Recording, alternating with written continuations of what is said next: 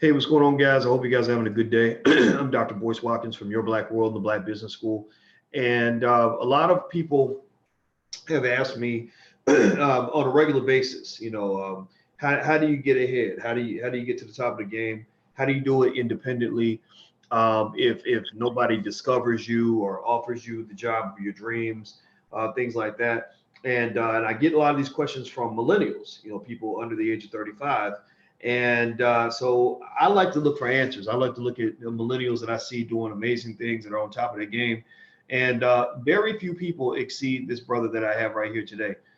This brother, he goes by the name of Peter Parker, and I'm gonna actually ask him in a minute what if that's his actual name or what his real name is. But I don't think Peter Parker is his real name, but I know that that's what he's known in the film industry, and he's one of the most respected filmmakers out here. He's on the rise. He's in high demand. He's making major deals. And without further ado, I want to say welcome to my brother. How you doing today, Pete? I'm doing good. How you doing? Doing good, man. Doing good. So let me ask you this. I never asked you. I always call you Pete, but Peter Right. Parker. I assume that's not your name. What is your? Do you want to share your actual name, or you keep that to Well, yourself? I mean, the world knows me as Peter Parker.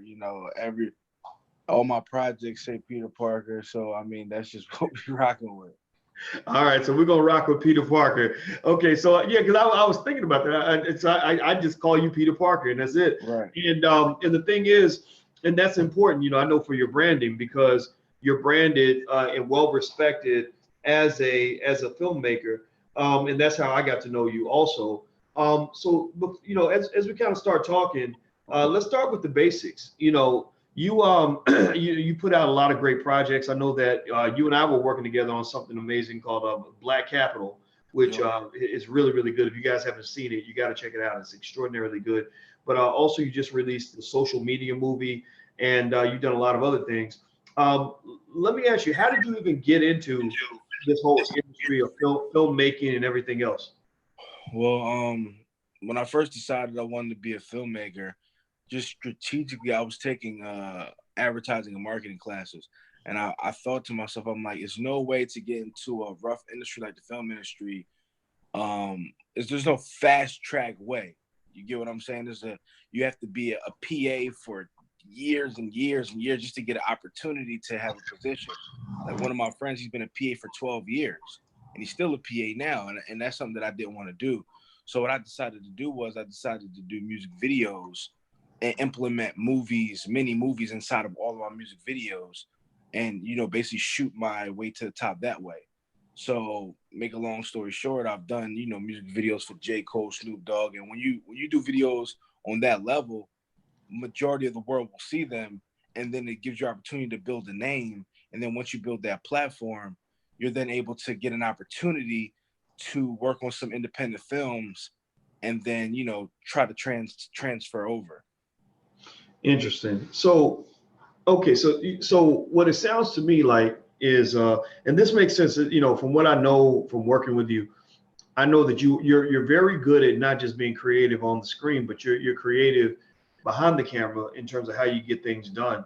And that was actually one of the things that made me want to work with you.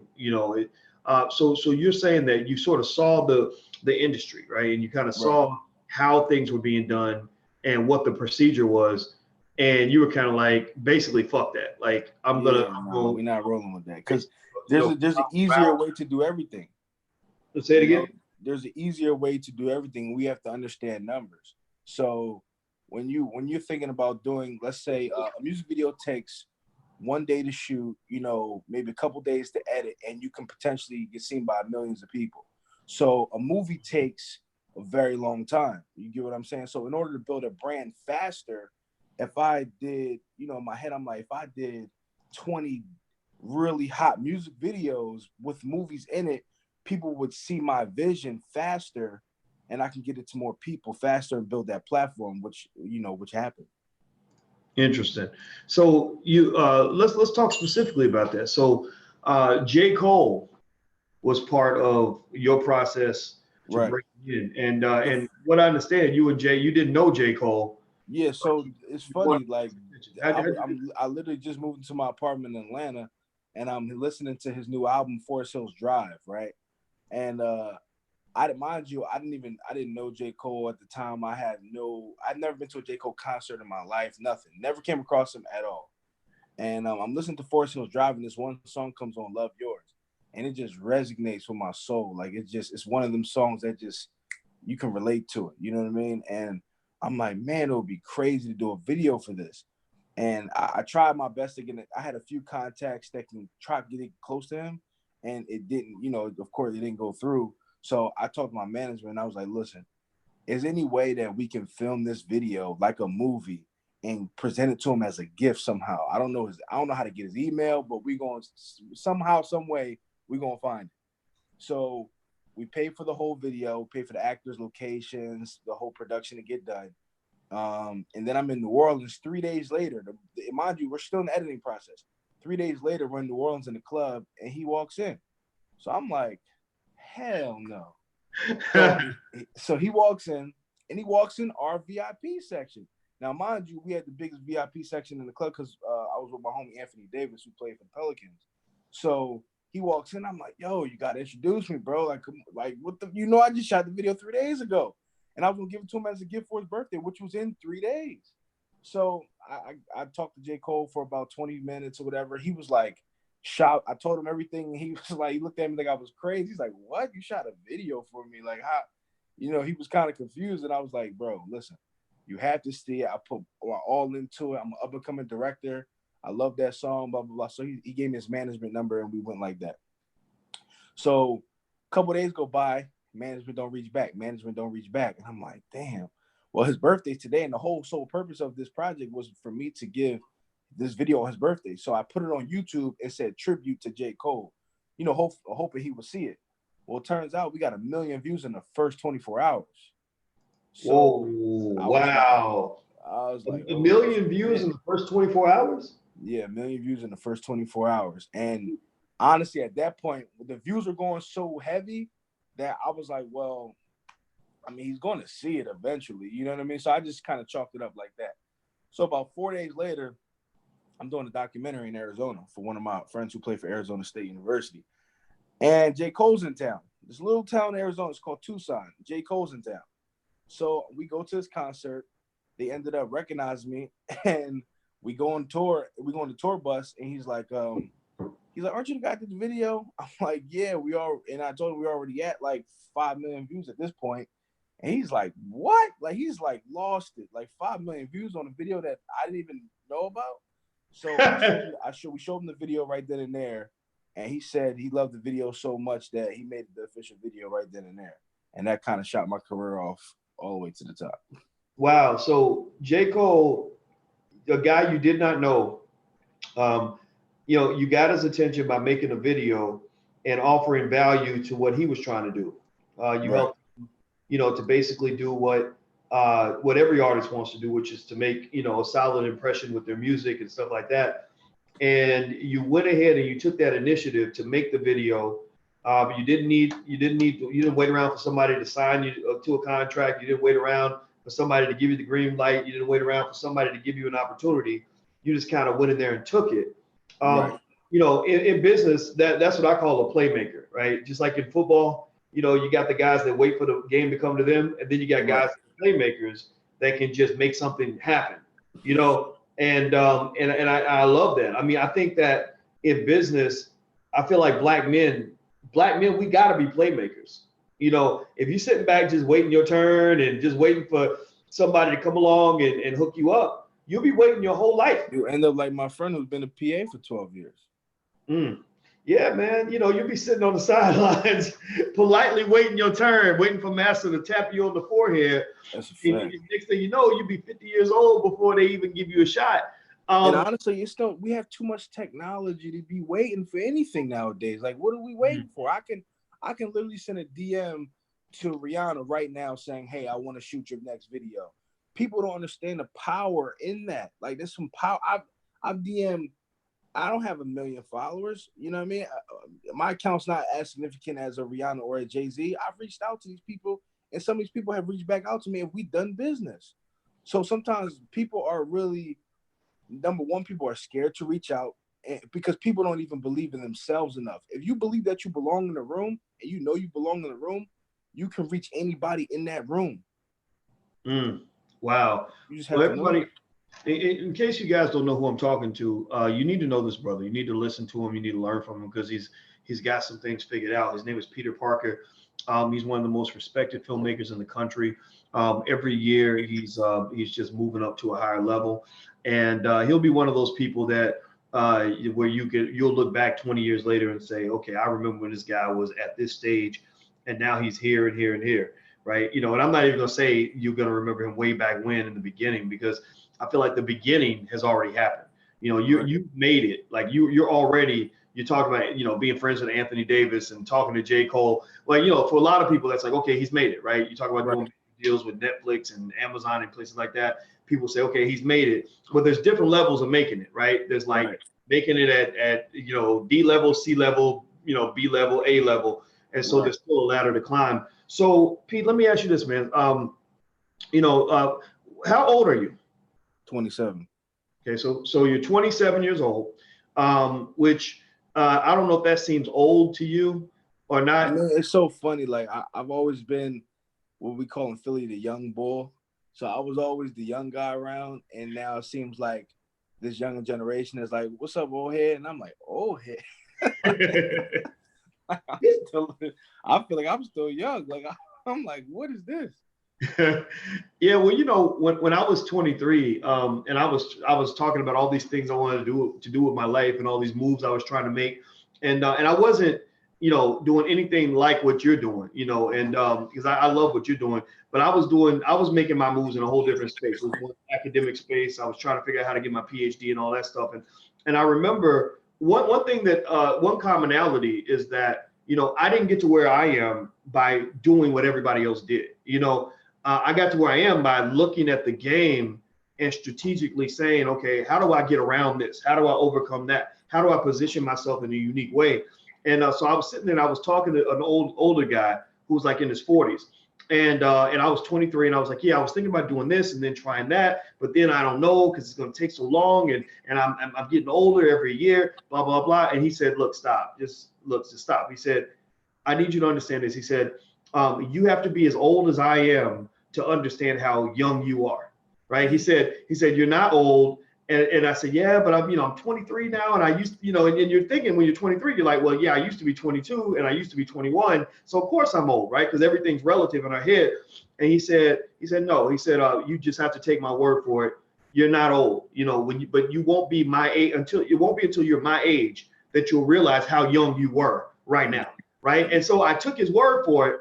And when I got to be his age, I look back and I'm like, shit, he was right. I was young. I just didn't see it at that time. Right. So, yeah, I don't see you as an old head, man. I think 27 is an awesome, remarkable age to be doing the things that you're doing. And so I want to ask you this. So when you're talking to other people that are 27, 28, 25, and they kind of see you making your moves and doing your thing, what are those conversations like that you're having with other people, especially the brothers, when it comes to sort of figuring it all out, like figuring out how to okay, so where you want to get the power is in the numbers, right? Anybody cares about, whether you're in the film industry or whether you're whatever industry you're in, it's all about the numbers, and you have to understand that. So basically, if I walk into a meeting, right, and I walk into a meeting with some Hollywood people, and they're like, well, why should we work with you? Well, because I have a large following and I have this much engagement in my audience. That's why you have to work with me. We have to understand the power in social media audience. For example, my social media movie. Altogether, between our characters, we have about like 20 to 25 million followers for all of our movie characters. Now, when you walk into a meeting and say that, it's almost unbelievable because it's actually a way bigger following than if you had Kevin Hart starring in your film. You get what I'm saying? So it's that same number quality as if you had a mega star in your film, but you don't. You have just a bunch of influencers that people love and enjoy watching on social media. You get what I'm saying? So whatever you do, just the powers and the numbers. How many numbers can you prove? How much engagement are you getting? And the thing is, you need to build your engagement up. You need to build your Instagram up. It's not that hard. You just got to focus on. You got to treat Instagram like a job. Interesting. Treat Instagram like a job. Okay, and so Facebook, Instagram so and Facebook. let's talk about that a little bit. Okay, so you made this film, the social media movie, Right. and what so tell me about your thinking in terms of what led you. When I first heard the title of the social media movie, you know what it made me think about the Emoji Movie. I don't know if you remember. That's so funny. Yeah, I thought about the Emoji Movie, right? And I was like, okay, yeah, it makes sense to make a social media movie. And one of the things that you did was you went and you connected with a lot of social media influencers, Right. and got them to participate in the film. What was your thinking behind that? And talk a little bit about that process.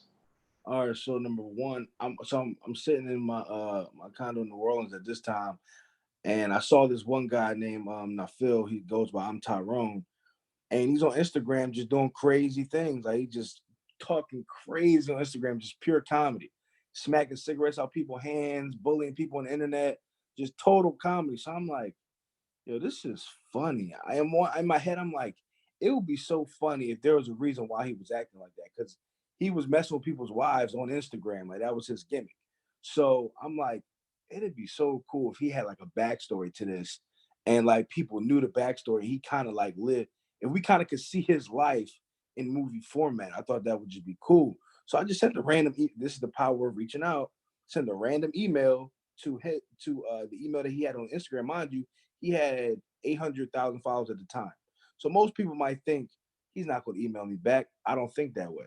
So I sent him email, got an email the same day. He said, hey, I said, hey, I'm thinking about doing a film, hit me back if you're interested. He hit me back right away. We talked on the phone. I said, look, this is what my plan is. I want to take you and a couple of my personal favorite Instagram stars, and I want to put you on the film. And how we're going to do it is how each of us benefit is that you have 1 million followers, you have 1 million followers, you have 500,000 followers. None of your followers are in the same region. So when we connect, all of you guys are going to take each other's followings, and we're going to build that way. Because with these influencers, the more followers, the more revenue stream you can create. Due to people want to advertise with you and stuff like that. So we did the film. We started filming like 2 weeks later. Built the backstory on them, and we went like that. Wow, wow. So who were some of the major social media followers that you put in the social Who we media? have? We so I chose people that what I call go mega viral, that have had videos that has millions and millions and millions of views. So of course we have Nafil, which is AKA Tyrone. We have Big Brody, guys like I got a bald head. We have we have Fat Boy SSC. Everybody knows Fat Boy for going in stores and causing havoc and doing crazy things. We have Welvin, the one that has the teeth, and he's like, got him. So we have him. We have Dream Doll, who's a pretty big artist right now out of New York. We have Super Scent. She's one of the biggest Instagram stars in the world. She's actually the one that just went viral for selling. I think she sold $1 million in her makeup line in like 90 minutes, something like that. So like we have some pretty big influencers in this film. Wow, wow. That's pretty crazy. So was it tough, kind of pulling together all those Oh my those. goodness! It took us a long time to pull all this together, because you gotta think we have 20 stars and they're all in different regions. So literally we're flying to different cities, connecting the dots, connecting the dots, connecting the dots. And then if we miss something, we gotta fly back to the city. It was crazy. But Wow. so in the end, it all came together in a beautiful way. And now they're saying this is the funniest movie of 2019. So, it was all worth it. Wow. Let me ask you this. What's the URL where people can check out the film? I mean, they can go to the website, asocialmediamovie.com, and Okay. it's right there. You click the website, it'll bring you right to the stream, and you can watch it. And that's if you want to, I'm telling everybody, get it while you can, and then we'll have it up on a major streaming service within the next 60 days. Okay. And also, one of the things you and I were talking about when we were in Philly, because we were talking about the Black Capital Project, Right. which It's probably one of my favorite projects because it's really based on my life and a true story. So, yeah, you impressed the hell out of me with Black Capital, man. I mean, I had the idea, or I had some idea of it. A lot of it's your vision. I mean, in fact, most I give you vast majority of the credit for the vision. I'm more of a consultant on the project and a partner. But I'll say that when I knew I wanted to do something like that, something for millennials, something that was going to allow us to capture just sort of the experience of young people, especially the brothers, but also sisters too. Right. Just kind of on the grind, just kind of that part in your life where you're trying to hustle upward and figure it all out.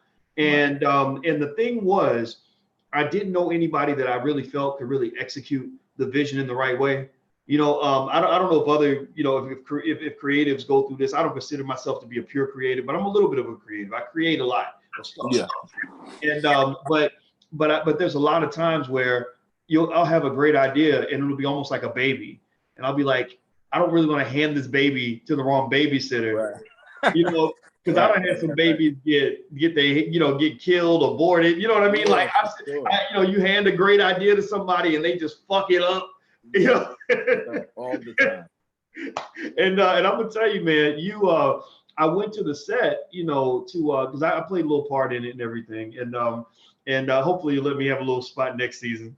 And I remember being super impressed with the professionalism. You had the crew like lined up and was getting everything done, and it wasn't costing like $1 million. Like we had to be really cost conscious, and you were nailing out high quality stuff in a huge amount of with a huge amount of efficiency at an affordable cost. And when I see that, what I see is I'm seeing the future of Black filmmaking. Like I think the biggest mistake Black people can make, and maybe you can speak to this, I think the biggest mistake Black people can make is to feel like we're going to make movies like white people make movies in Hollywood.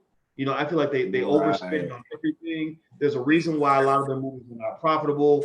You ain't got to have 20 million to do a good film. You can do a good film on a much lower budget if you're smart about it. Can you kind of speak to that a little bit? Okay, so number one, it doesn't cost $1 million to do a film. And people think I'm crazy when I talk about this subject because everybody thinks you need a ton of money to make films. It's not true. I've made films with less money than people pay some of their rents. Like you can't tell me that it takes a lot of money to make films. All you need is number one, your own equipment, right? Not to say you have to have the top of the line equipment, but you have to have your own equipment, your own audio. If you have your audio and your visual decent, you can make a film that is profitable, period. All you have to do is do a topic that people want. For example, let's look at projects like Paranormal Activity, right? The budget of Paranormal Activity was $10,000. If you're in the film world, you know $10,000 is like not even enough to buy food on set. So they made hundreds of millions off that.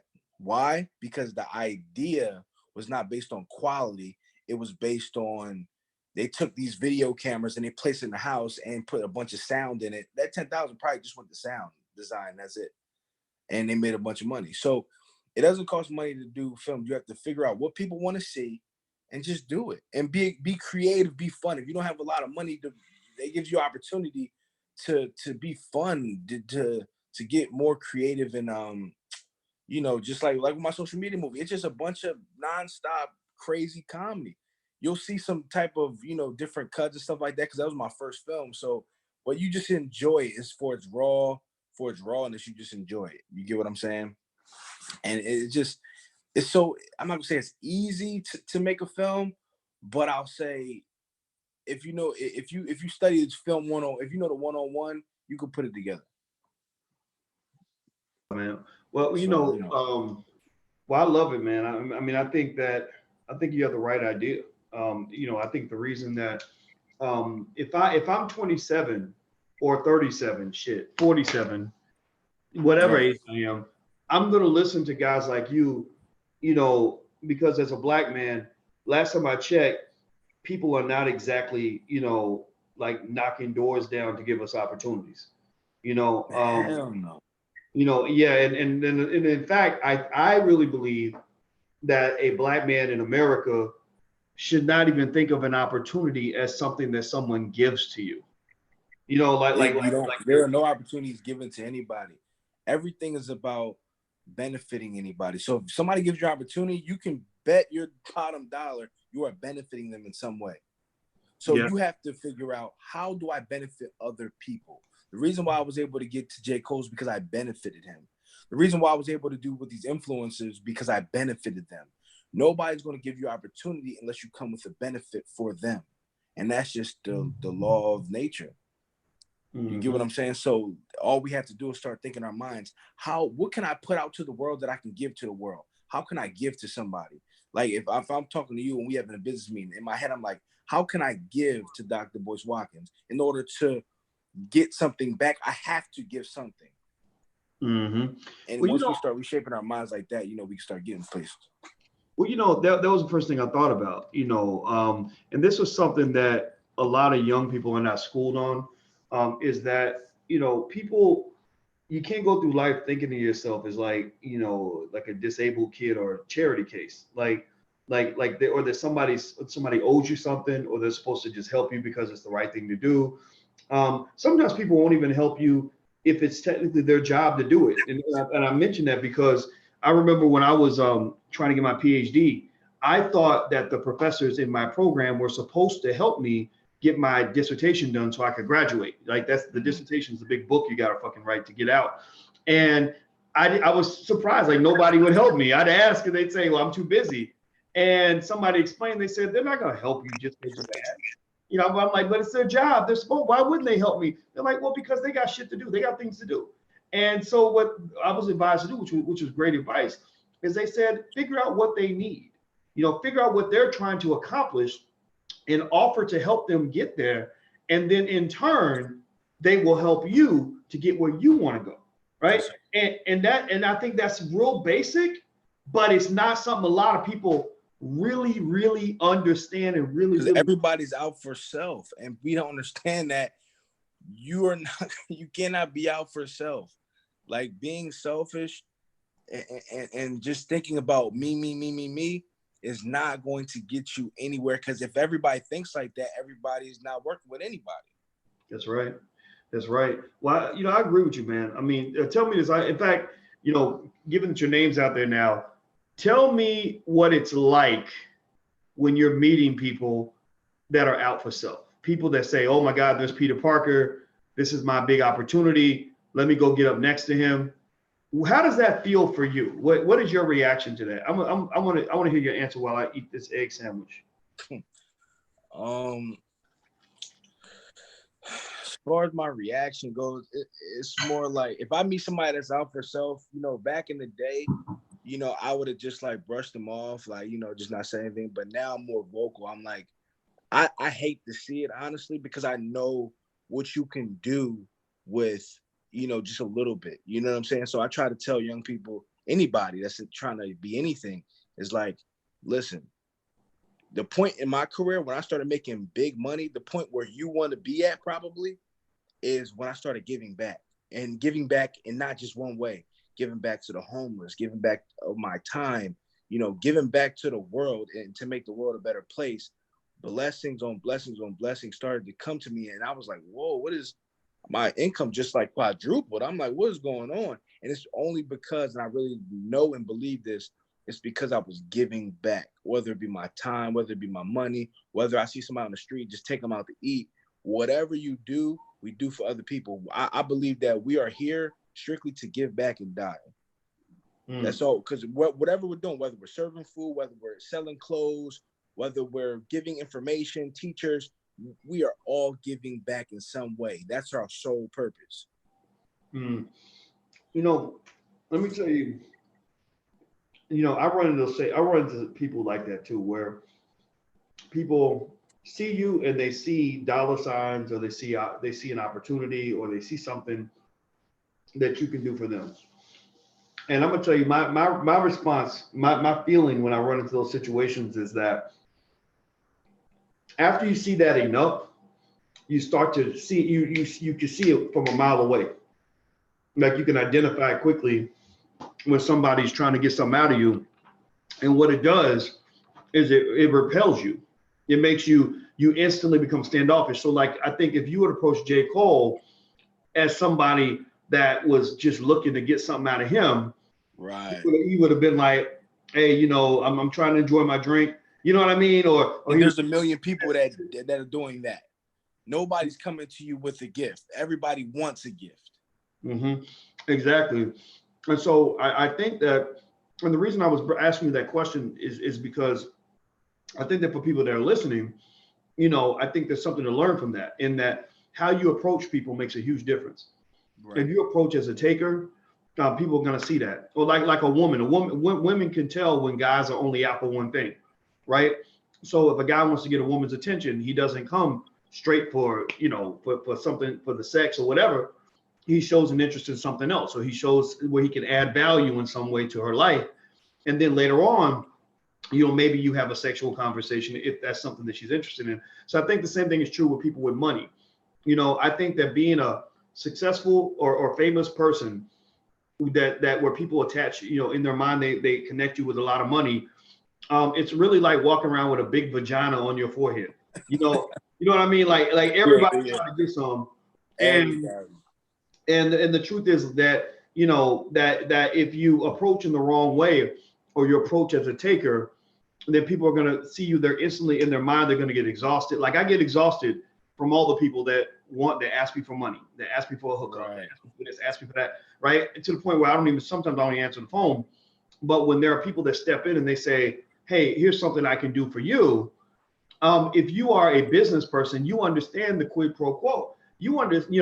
I believe that when somebody shows up giving, you're naturally going to give back, because that's how we are as human beings. We're naturally reciprocal people. So if somebody comes to me and they're giving me and giving, then I'm going to say, oh, well, I got to give them something back.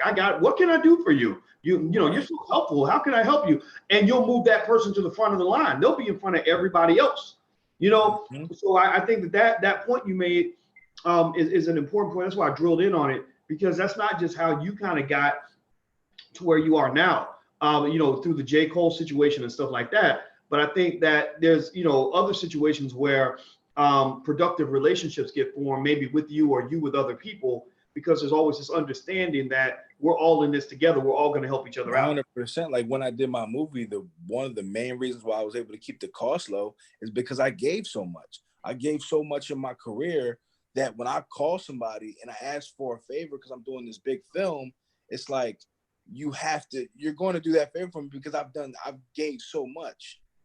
So like I'm building credit, I'm giving, building credit. Now I want to pay some, now I want to use some credit. You know what I'm saying? So you have to build your rapport with people and just give. And then when you want something from somebody else that you've given to, it's just easier to get it done.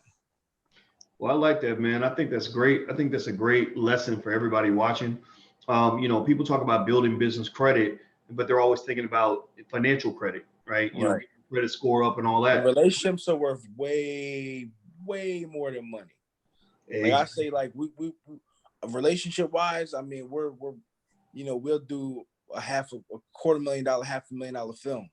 With our relationships, we'll cut that cost in like 15 pieces. Well, a big chunk of business is knowing how to manage relationships. Yeah. And I think that, that's an important lesson for Black people also, is because sometimes our relationships are not as strong as they could be, because people that are traumatized, they have a harder time trusting each other. And if you're traumatized and don't trust and you're easily triggered, that's when you get, fights and people saying, oh, well, I ain't fucking with you no more, things like that, as opposed to people saying, like the Nation of Islam, the way they teach, in the nation is, if you have an issue with your brother, you go talk to him. You sit down and you figure it out, because you want to preserve the relationship. So really, and this is my last point on this, everybody who's listening, is, if you really want to know how to do business and do business well, try to work on getting better at managing relationships. That's going to help you when you get married. It's going to help you with your kids. It's going to help you with your friends. It's going to help you in your business life. And then what you'll find is that your life will have more abundance in it, because you're not stuck on an island trying to do everything by yourself, because you done, cut off all your friends and all your family. Right. So Pete, let me ask the last question, man. I was so impressed with your knowledge base and the way you do your thing.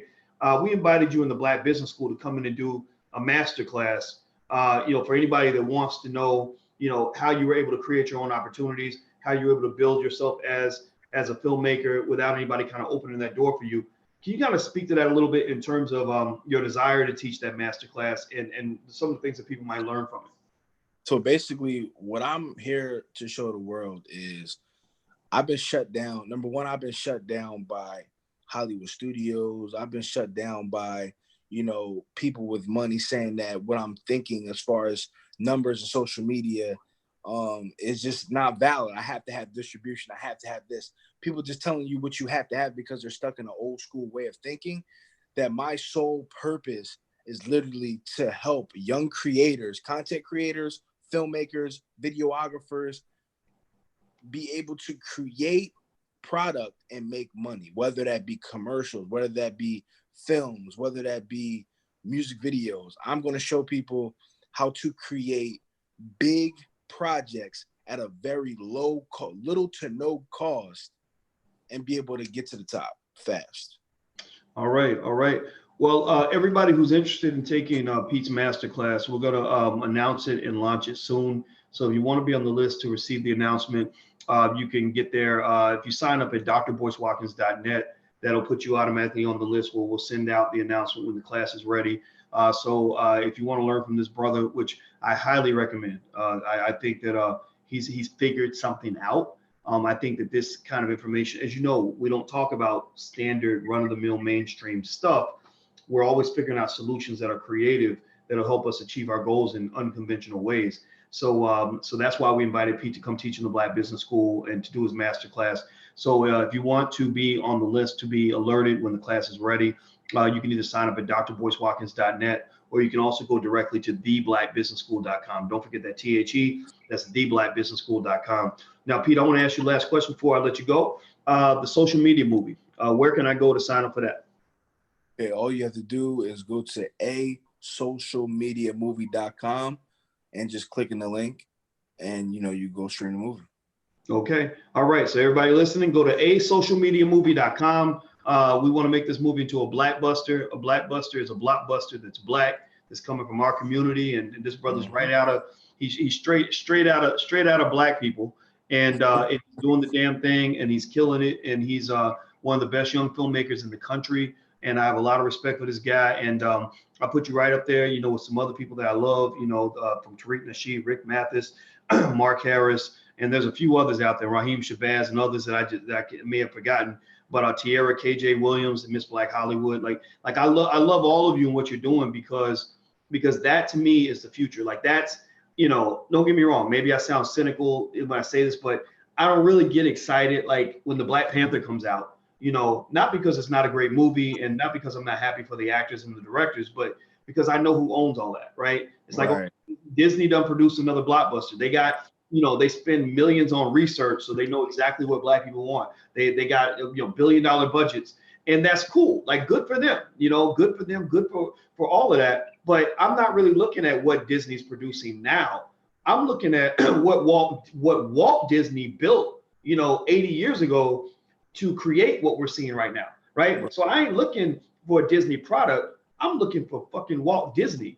That's what I'm looking for, the black versions of the Walt Disney, and that's what you are. You know what I mean? Like, you represent like that black version of the Walt Disney, where when Walt first got started, he was trying to ball on a budget. He was trying to make $1 out of 15 cents. You know what I mean? He was trying to do $1 million work with $20K in the bank, and he figured it out. And now you have this, damn near $1 trillion corporation. So to me, a Peter Parker now pretty much becomes potentially what Walt Disney was. In 80 years, we're talking about Peter Parker in a whole different way. Like, Peter Parker becomes a whole thing that goes above and beyond just sort of being one filmmaker in one generation. So that's what I really think we should be looking for as Black people. It's like the root of that shit. Like, fuck the product. Let's look at the root and the core. So all of you in here, if you're watching on the Black Financial Channel or anywhere else, I want you to make sure you read that book, An Empire of Their Own: How the Jews Invented Hollywood. How the Jews Invented Hollywood. It's written by a Jewish man, so this ain't no anti-Semitic nothing. This is really studying the game. And I don't know, have you ever mentioned that book to you, Pete? No, you haven't.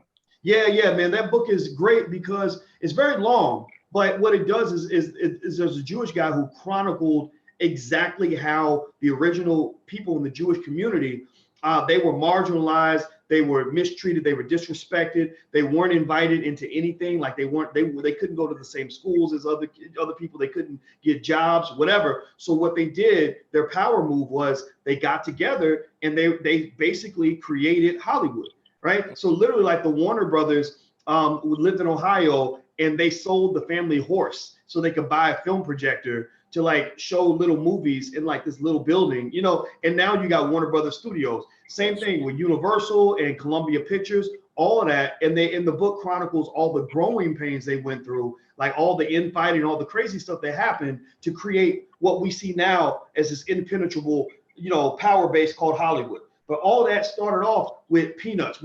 They started off with less than what we have right now, with less. You know, so it's all about that mindset, man. So I support you, brother. And I didn't mean to talk too long about that, but I highly recommend the book. I went through the whole thing. I'm gonna read it again because the solutions are out there for us. We just gotta look away from what's being given to us and go for where the real knowledge is at. So thank you, man. I appreciate your time, brother. No, I appreciate you, brother. Yeah, it's great talking to you. All right, so I'm gonna let this brother go. Because he got me like catching the Holy Ghost over this shit. Because y'all know how I feel about this. Like I believe in us. I believe that we can do this. If they can do it, we can do it too. And Peter Parker is a reflection of that. I'll follow up with you guys on when the masterclass will be ready. It'll probably be ready in about a week or so, and it'll be about 6 weeks. So feel free if you want to join theblackbusinessschool.com. You could be on the list to receive information about the masterclass, or you can go to drboycewatkins.net. We'll announce it in both places. So, and don't forget, also, last but not least, his new film is A Social Media Movie. You can find out by going to asocialmediamovie.com. Is that right, Pete? Yep, asocialmediamovie.com. All right, asocialmediamovie.com. So go support this, brother. Come on now. You know, y'all jumped up and went to Wakanda and spent all your money. So spend money supporting a black man. That's where our money should be. All right. So take care, brother. You have a good day, man. All right, you too, brother. All right. Bye-bye now.